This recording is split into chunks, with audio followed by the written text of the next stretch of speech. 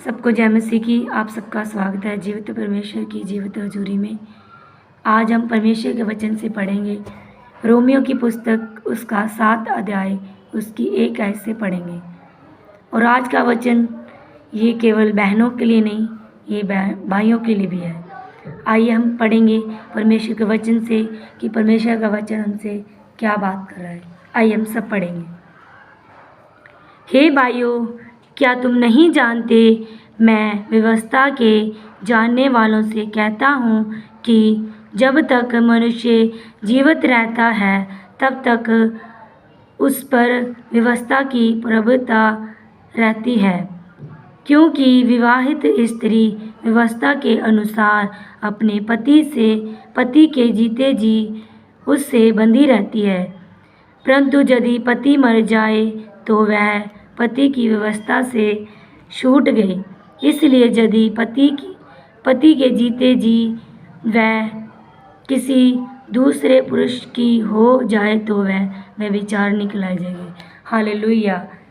मेरे भाई और बहनों, परमेश्वर का वचन हमसे यही कहना चाह रहा है और यही कह रहा है जो आजकल की दुनिया में हो रहा है, आजकल के ज़माने में जो हो रहा है। ऐसी बहुत सारी बहनें हैं, बहुत सारे भाई हैं जो शादीशुदा होते भी बाहर रिलेशन को रखते हैं। तो ये बहुत ही बड़ा पाप है।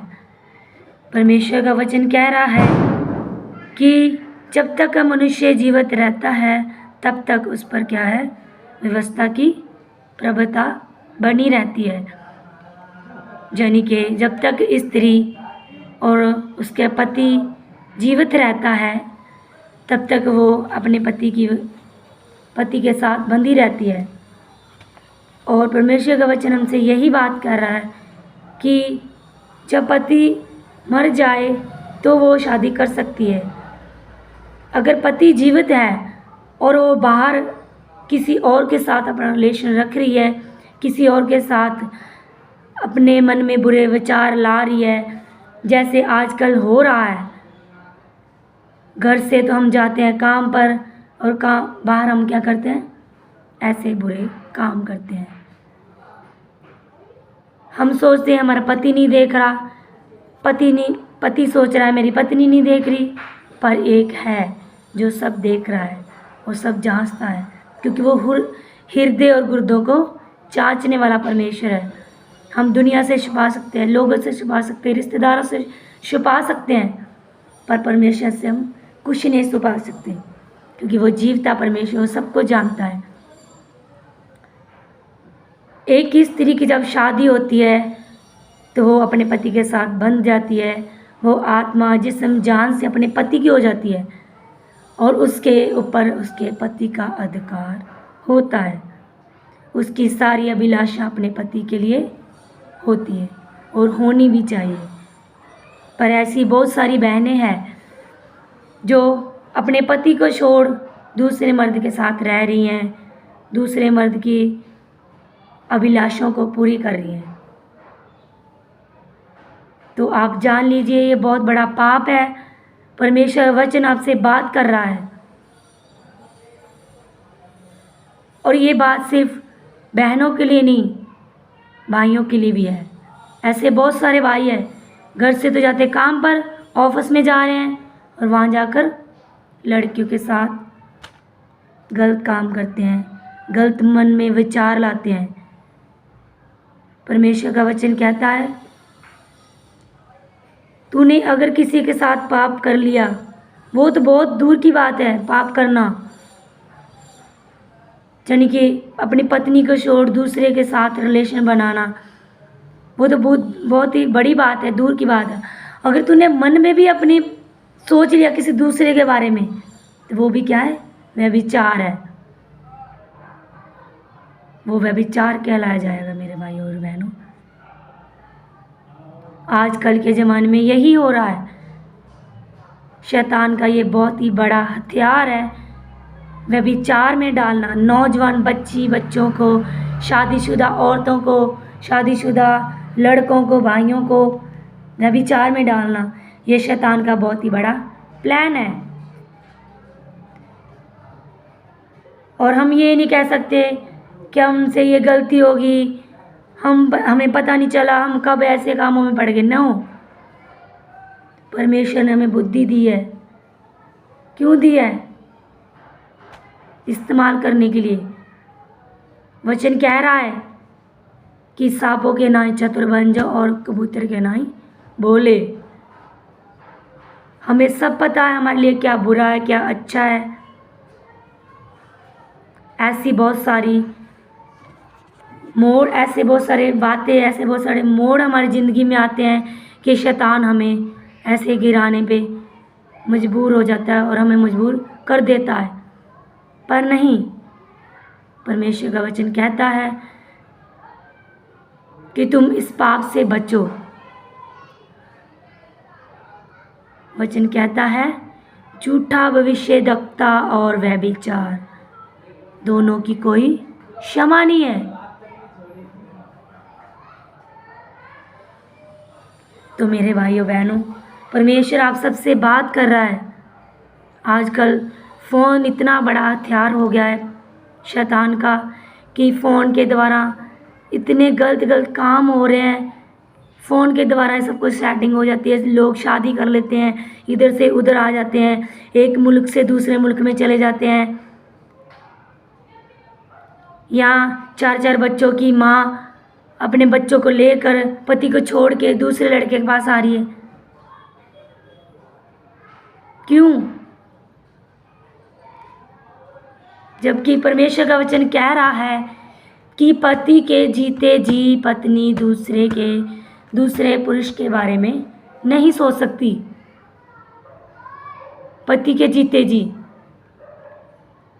क्योंकि व्यवस्था वो पति की व्यवस्था के साथ बन चुकी है, उसके बंधन में बन चुकी है, वो उसकी हो चुकी है। जब उसकी हो चुकी है तो किसी और को नहीं देख सकती, किसी और के बारे में नहीं सोच सकती। हमारा शरीर पवित्र आत्मा का मंदिर है, इसको पवित्र रखने की ज़रूरत है हमें। ना कि एक को छोड़ दूसरे को चुन लिया, दूसरे को छोड़ तीसरे को चुन लिया। नो, ये गलत है। परमेश्वर का वचन हमें ये नहीं सिखाता। मेरे भाई और बहनों, परमेश्वर आप सबसे बहुत ही प्रेम करता है। इसलिए परमेश्वर आपसे बात कर रहा है कि जितने भाई जितने बहन इस गलत बुरे पाप में फंसे हुए हैं, छोड़ दीजिए। शैतान आपके जीवन को खराब कर रहा है, वो आपको इस्तेमाल कर रहा है आपकी ज़िंदगी को बर्बाद करने के लिए। मेरे भाई और बहनों, इस समय आपको मेरी बात बुरी भी लग रही होगी, पर जो सच है मैं आपको वही कह रही हूँ। परमेश्वर का वचन यही कहता है कि जब तक पति जीवित है, पत्नी किसी और के बारे में नहीं सोच सकती, और जब तक पत्नी जीवित है और पति किसी और के बारे में नहीं सोच सकता। आजकल घर में ही, यहाँ तो दूर की बात है कि लोग बाहर जाकर व्यभिचार करते हैं, गलत काम करते हैं। आजकल तो घरों में ही ऐसा हो रहा है। भाभी के ऊपर देवर गलत नज़र रख रहा है, देवर के ऊपर भाभी गलत नज़र रख रही है। तो ये गलत है, पाप है, बहुत बड़ा पाप है।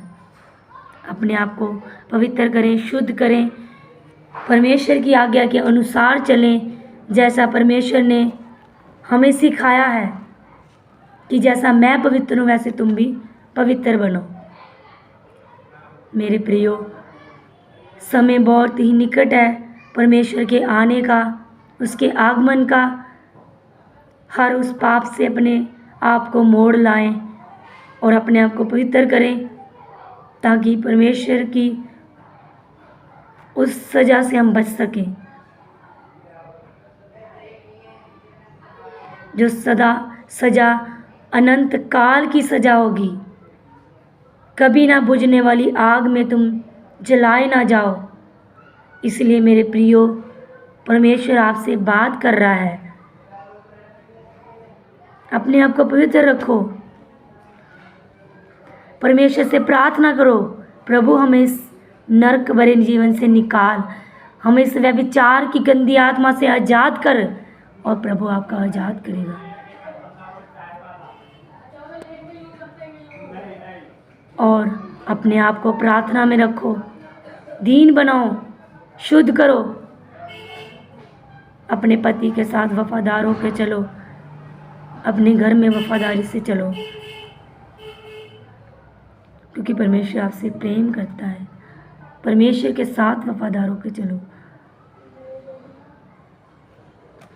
हम आगे पढ़ेंगे। परंतु यदि पति मर जाए तो वह उसकी व्यवस्था से छूट गई, यहाँ तक कि यदि किसी दूसरे पुरुष की हो जाए तो भी व्यभिचारिणी ना ठहराई। हालेलुया। यहाँ परमेश्वर का वचन हमसे ये बात कर रहा है कि जब पति मर जाए तो पत्नी दूसरी शादी कर सकती है, तो वो व्यभिचारिणी नहीं कहलाई जाएगी। पर जब तक उसका पति जीवित है और कहीं दूसरे के साथ अपने रिलेशन को बना रही है, अपनी अभिलाषों को उसके लिए पूरा कर रही है या उसकी अभिलाषों को पूरा कर रही है, तो ये क्या है? पाप है। तो बच्चे इस पाप से। शैतान आपके जीवन को खा रहा है मेरे भाई और बहनों। प्रभु से प्रार्थना करें, परमेश्वर से, कि हे प्रभु हमें इस पाप से निकाल, और प्रभु आपको उस पाप से निकलने की शक्ति देगा, क्योंकि प्रभु महान है, वो दयावान है। परमेश्वर के वचन में लिखा है कि एक स्त्री को बहुत सारे लोग लेकर आए प्रभु के पास और बोलने लगे कि प्रभु ये व्यभिचार करते हुए पकड़ी गई है, अब तू बता कि हम इसे क्या सजा दें। तो परमेश्वर ने उनसे कहा कि वो लोग उस पर पथराव करने लगे, और परमेश्वर ने उनसे कहा, तुम में से अगर किसी ने पाप नहीं करा, जिस किसी ने पाप नहीं करा, सबसे पहले पत्थर वो ही मारा। तो आपको पता है वो सब के सब वहाँ से चले गए, और वो औरत प्रभु से पूछने लगी, प्रभु ये सब चले गए, इन्होंने मेरे ऊपर पथराव क्यों नहीं करा? प्रभु ने कहा, क्योंकि वो भी सब के सब पापी थे। इसलिए जा मेरी बेटी, आज के बाद कोई गुनाह मत करना, तेरे पाप क्षमा हुए। तो परमेश्वर बहुत ही महान है, जो हमारे अपराधों को, हमारे पापों को क्षमा करता है। तो आज ज़रूरत है हमें परमेश्वर के सन्मुख आने की, उससे विनती और प्रार्थना करने की कि हे प्रभु हमें इस पाप से निकालिए, हमें इस बुराई से निकालिए। मैं विश्वास करती हूँ कि जितने बहन भाइयों ने इस वचन को सुना होगा, परमेश्वर ने उनसे बात करी होगी और उनके हृदय में परमेश्वर की आवाज़ उन्होंने सुन ली होगी। तो सचमुच परमेश्वर बहुत महान है, और मैं विश्वास करती हूँ कि इस वचन के पढ़े और सुने जाने पर परमेश्वर आपको बहुत सारी आशीष दे, और परमेश्वर आपको ब्लेस करे। God bless you all.